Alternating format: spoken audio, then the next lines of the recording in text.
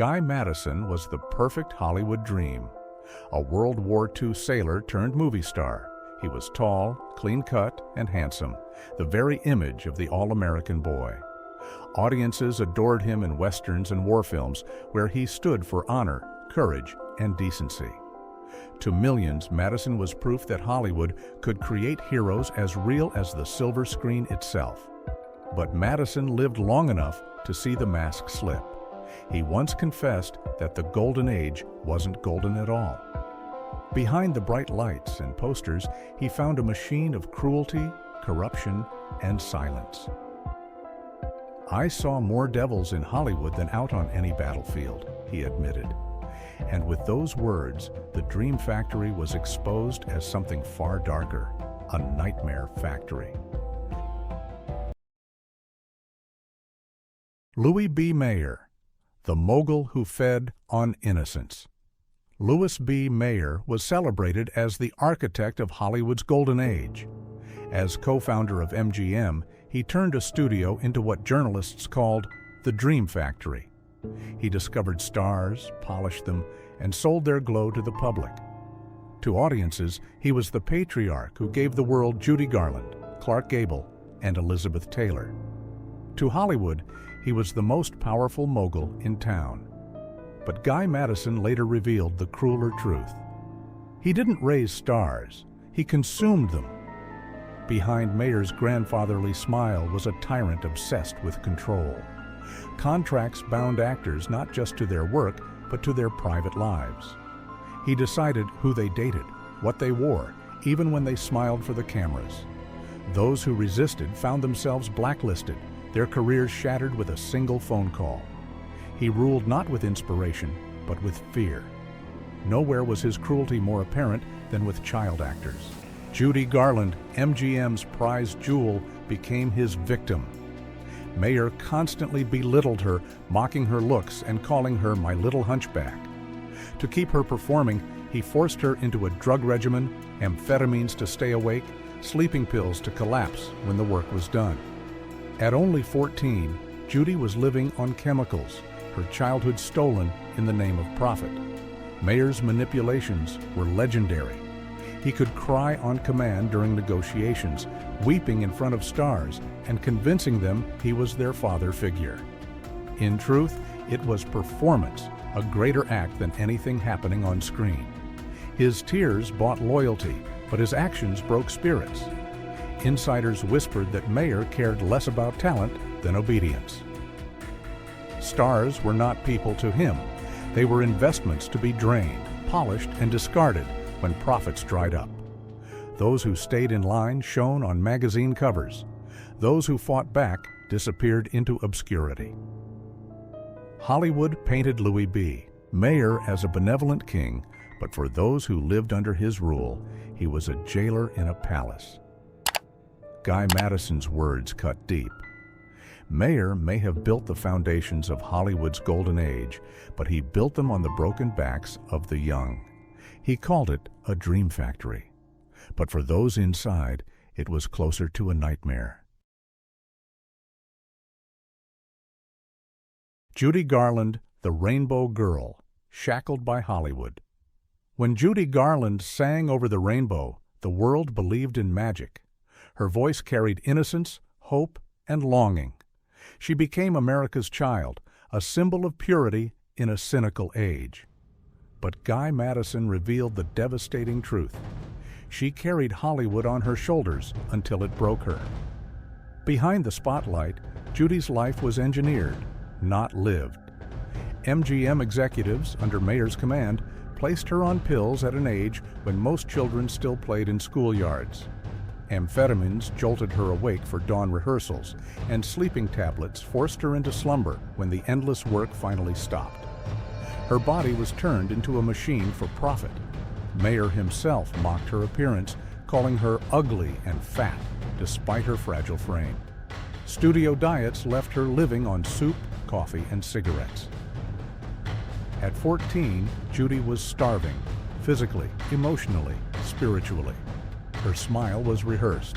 Her laughter was scripted. Her life no longer belonged to her. Classmates remembered her hiding bruises under long sleeves in the heat of summer. Maids recalled her weeping silently behind closed doors after grueling nights on set. Even her triumphs, applause that shook theaters, awards that filled cabinets, were followed by silence so crushing that she confessed to friends, "I feel like a puppet when they put me away at night." As she grew older, the chains only tightened. Hollywood refused to let go of its golden songbird. Failed marriages piled up, betrayals deepened, and the cycle of pills became inescapable. Judy struggled to be a mother, a woman, a human being. But to the studios, she was only a product. By her 30s, she was fighting just to stay alive between performances, staggering on stage with a smile painted over her despair. The public saw a star. Inside, she was breaking. In 1969, at just 47, Judy Garland collapsed under the weight of years of abuse and chemical dependency. Her death was reported as tragic, but to those who knew her, it was inevitable. Guy Madison's verdict was merciless. Judy Garland wasn't destroyed by fame or weakness. She was destroyed by Hollywood itself. They clipped her wings, shackled her body, and sold her voice until nothing was left. She sang of rainbows, but Hollywood made sure she lived only in storms.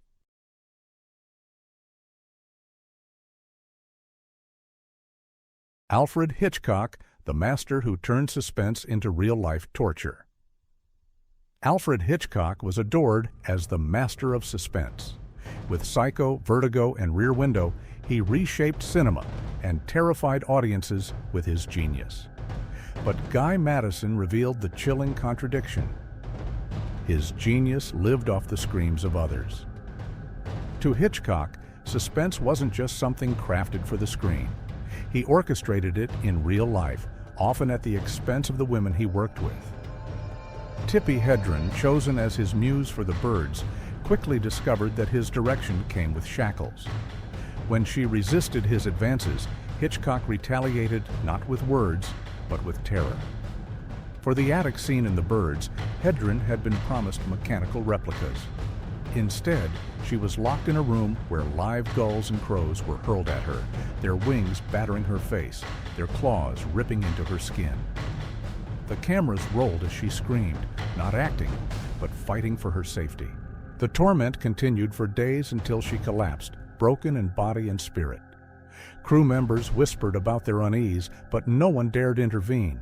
Hitchcock's control was absolute. To defy him was to risk your career. And Hedren was not the only victim. Grace Kelly, Vera Miles, Ingrid Bergman, each endured his obsession with dominance. He dictated their wardrobes, their movements, even their personal lives, reducing actresses to puppets in his twisted theater. Hollywood applauded his brilliance, showering him with awards, while the trauma of those he tormented remained buried beneath his legend. Journalists praised his dark creativity, but rarely mentioned the darkness he inflicted on those around him. Guy Madison's words cut through the applause.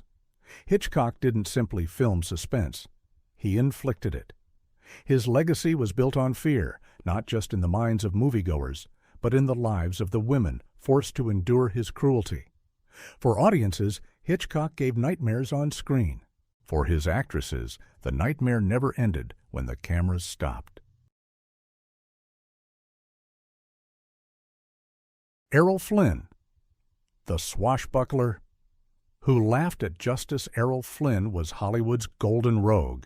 With his flashing smile, sword in hand, and devilish charm, he embodied adventure. In The Adventures of Robin Hood, he became the people's outlaw, a man who defied tyranny and won hearts across the world. To millions, Flynn was irresistible, the very image of freedom and daring. But Guy Madison warned of the darker truth. He thought the law was just another stage. Off-screen, Flynn lived as recklessly as the characters he played. His mansion in the Hollywood Hills became infamous for parties soaked in champagne, thick with cigarette smoke, and crowded with guests far too young to understand the dangers.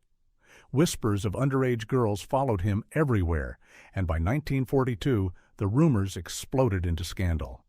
That year, Flynn was charged with statutory rape involving 2 teenage girls. The trial became a spectacle that gripped the nation. Headlines blared, "Robin Hood in the dock." Crowds packed the courthouse, fans weeping, journalists scribbling, Hollywood executives pacing nervously. Prosecutors painted a portrait of a man who lured innocents into traps, who wielded charm like a weapon. Yet Flynn seemed unfazed. He strutted into court with the swagger of a leading man, smirking at cameras, winking at admirers. To him, the proceedings were not a reckoning, they were theater. When testimony grew damning, he leaned back, lit a cigarette, and smiled, as if he were in control of the script. Against witness accounts and shocking details, Flynn was acquitted. Outside the courthouse, he delivered the line that would haunt his legacy. "The ladies will still love this Robin Hood." It was not the defense of an innocent man, but the arrogance of one who believed himself untouchable. The acquittal saved his career, but not his reputation. Hollywood insiders whispered that it wasn't the truth that freed Flynn, but the might of Warner Brothers and a network desperate to protect its golden star. Journalist Sheila Graham once remarked, "If the walls of Flynn's mansion could speak, they would tell stories Hollywood would never dare print." His life spiraled into deeper indulgence, endless parties, debts, and a body ravaged by excess. When Flynn died in 1959, at just 50, the coroner reported his organs resembled those of a man in his 70s. The public mourned its Robin Hood, but Guy Madison's verdict stripped away the legend. Flynn was no hero. He was a predator who laughed at justice, walking free not because he was innocent, but because Hollywood chose profit over truth. Joan Crawford, the queen who ruled her children with fear. Joan Crawford was the perfect Hollywood story. Rising from poverty to dazzling stardom, she embodied glamour, determination, and reinvention. In 1946, dressed in radiant satin, she accepted the Oscar for Mildred Pierce, hailed as Hollywood's reigning queen. Magazines splashed her photos across glossy covers, celebrating not only her triumphs, but also her image as the ultimate mother. But Guy Madison revealed the truth hidden behind those photographs. Her cruelty wore pearls and satin. Crawford's children lived not in comfort, but in terror. Christina Crawford's memoir, Mommy Dearest, shattered the myth. Wire hangers became weapons. Glass ashtrays were hurled as tools of punishment. Nights turned into twisted rituals, children forced to kneel for hours before crucifixes, or stand frozen until the last grain of sand slipped through an hourglass. One stumble meant punishment doubled. Classmates recalled Christina wearing long sleeves in suffocating heat, whispering that she had to hide bruises. Household staff admitted to hearing screams through gilded walls, but they stayed silent, fearful of Crawford's wrath or the studio's power. For the outside world, Crawford posed with her children in perfect matching outfits, smiling for Life magazine. Behind the camera, she reduced them to props in her own performance of motherhood. Even after her death, the cruelty continued. In her will, Crawford disinherited Christina and Christopher with the chilling words, "For reasons well known to them." Even in the grave, she found a way to punish. Hollywood, of course, knew, but Crawford was too valuable, too iconic, too marketable. The industry turned its eyes away, polishing her image while her children bore the scars. Guy Madison's voice cut through the glitter. Joan Crawford may have won her Oscar, but her children paid the price. She proved that Hollywood could disguise tyranny as love and cruelty as motherhood. She wasn't just a queen of the screen. She was a tyrant in her own home.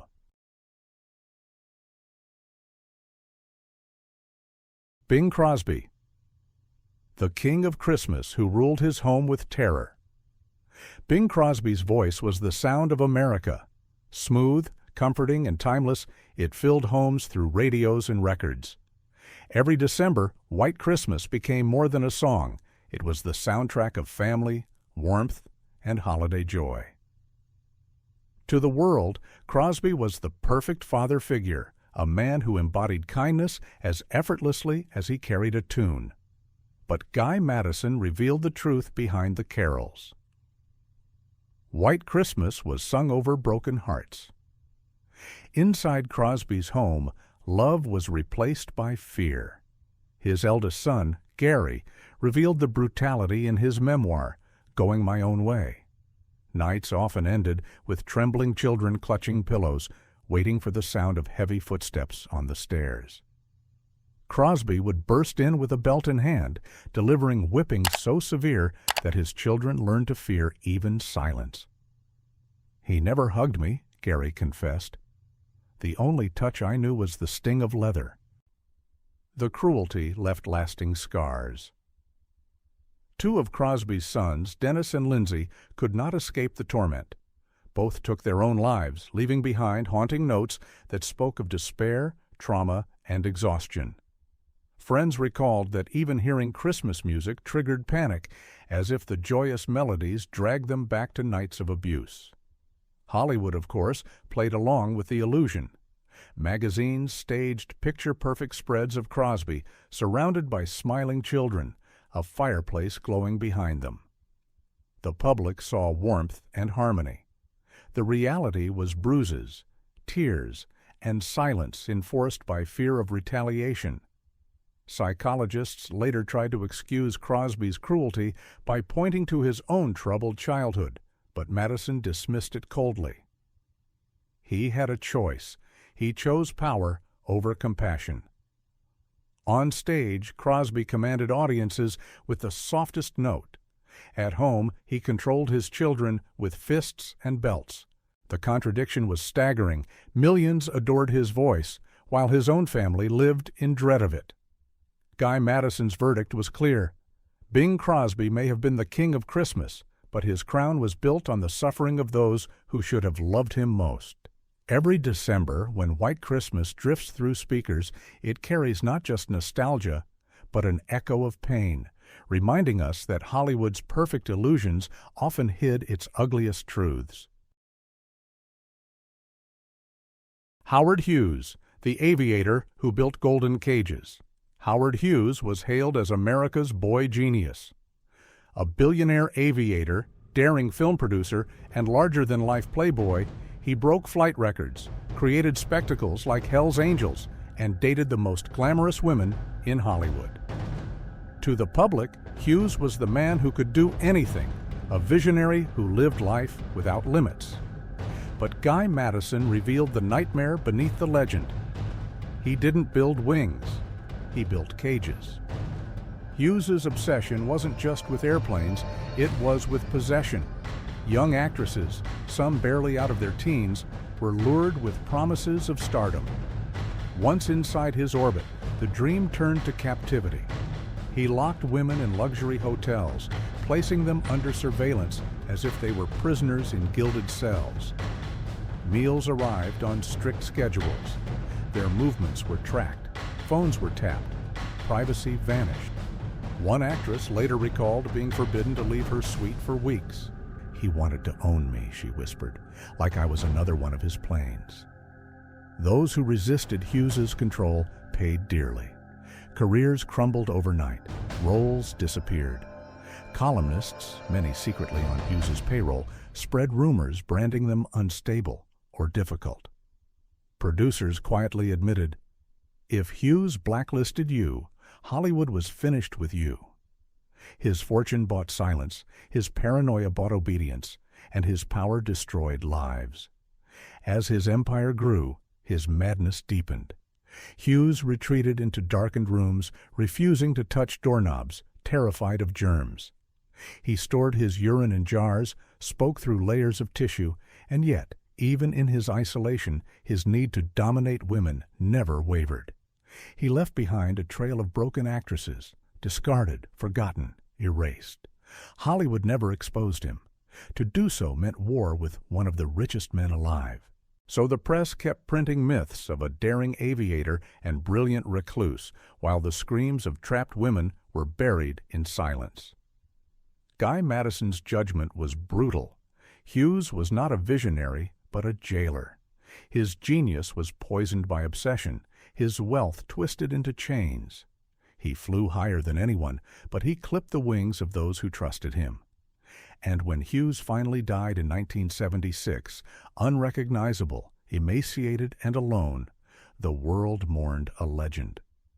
But Madison left the epitaph no headline dared print. Howard Hughes didn't die a genius. He died as the warden of his own prison.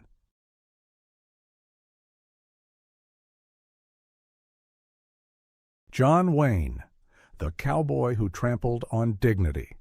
John Wayne was the myth of America made flesh. With his towering frame, gravelly voice, and steely gaze, he became the face of courage in westerns and war films.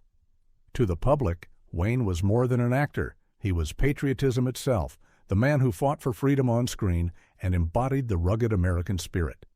But Guy Madison exposed the darker reality. He carried the flag on screen, but trampled people under it off-screen. Behind the cowboy swagger, Wayne's private life was soaked in alcohol and arrogance.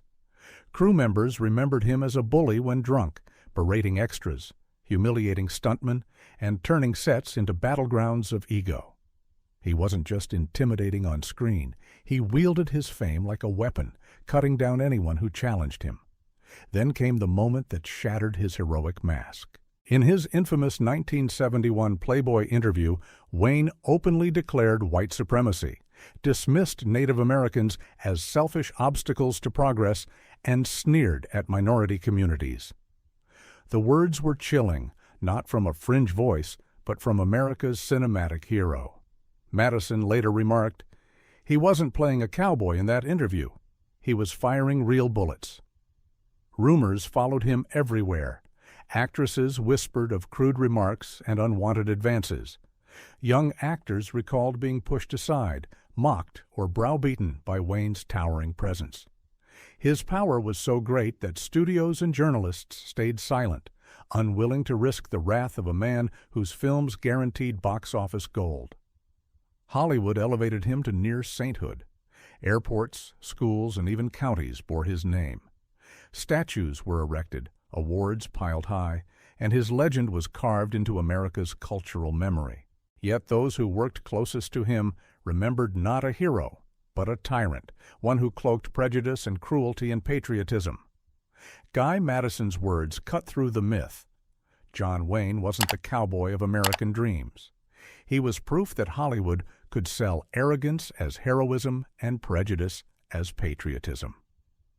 On screen, he carried a rifle. Off-screen, his real weapon was his contempt. And while America adored the Duke, those who saw behind the curtain understood the truth. Sometimes the most dangerous villains don't wear black hats. They wear the flag.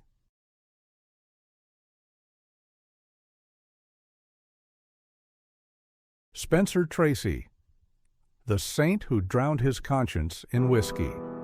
Spencer Tracy was revered as Hollywood's moral compass.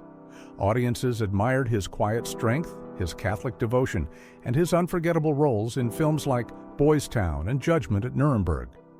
To the world, Tracy was the embodiment of integrity, a man whose very presence on screen carried weight and sincerity. But Guy Madison revealed the fracture behind the saintly mask. His greatest performance was hiding the monster within. Off-screen, Tracy's life was anything but virtuous. He was a violent alcoholic, prone to rages that left scars on those around him.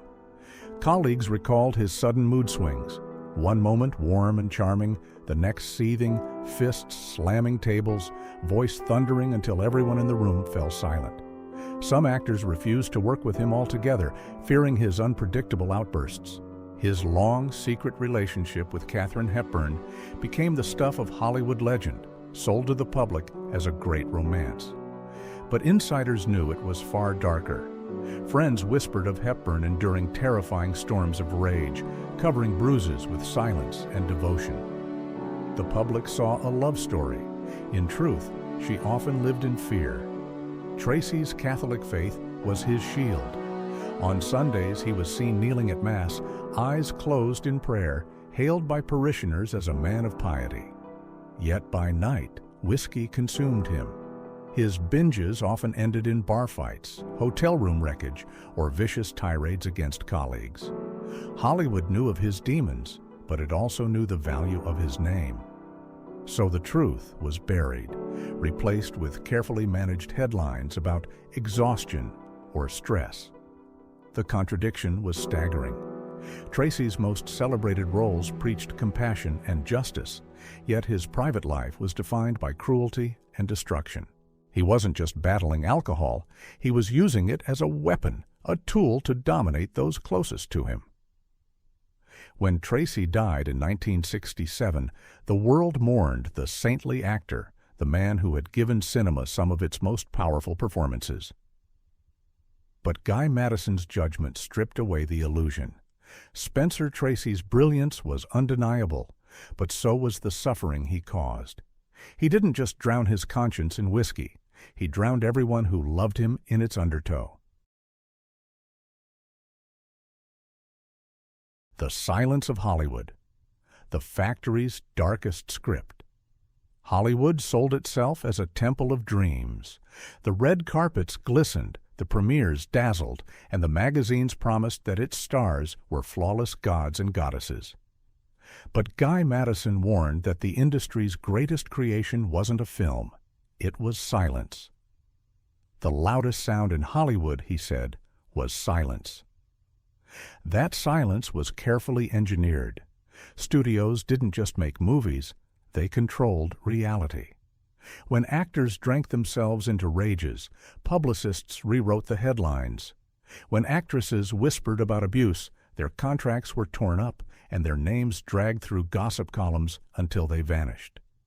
Police officers were bribed, reporters bought off, and victims erased. Hollywood built its golden empire not only on talent, but on cover-ups.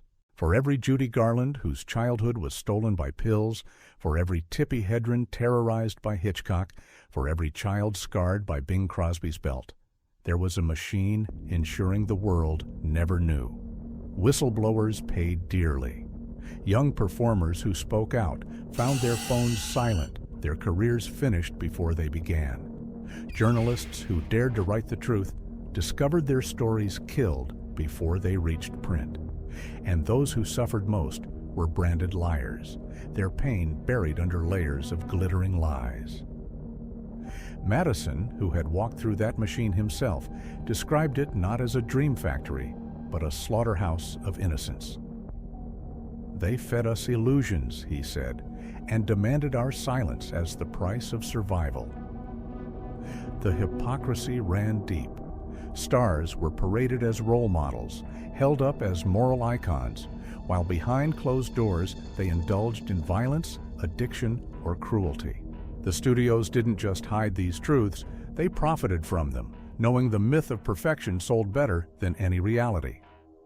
Madison's voice carried the final verdict. Hollywood's silence was not neutral. It was complicated.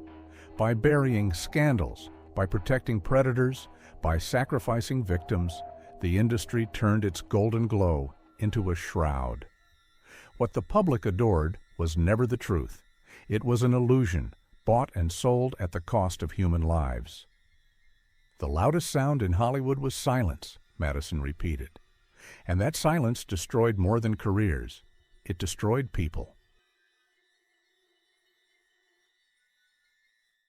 Guy Madison entered Hollywood as the clean-cut all-American boy, the sailor-turned-star who seemed untouchable by scandal. To the world, he was proof that Hollywood could create real heroes. But his words left no illusion. The golden age was not golden at all. It was a nightmare painted in gold leaf. Behind every Oscar was a cover-up. Behind every magazine smile was a bruise. And behind every so-called legend was a silence loud enough to bury the truth. Madison's chilling verdict was clear. They didn't just make movies, They made lies, and we lived inside them. The lesson is one that endures beyond Hollywood. Never confuse the image with the reality. Stardom does not equal virtue, and applause does not equal innocence. The myths we worship are often built on shadows. They called me the all-American boy, Madison said, but I knew the truth. Hollywood was America's darkest lie.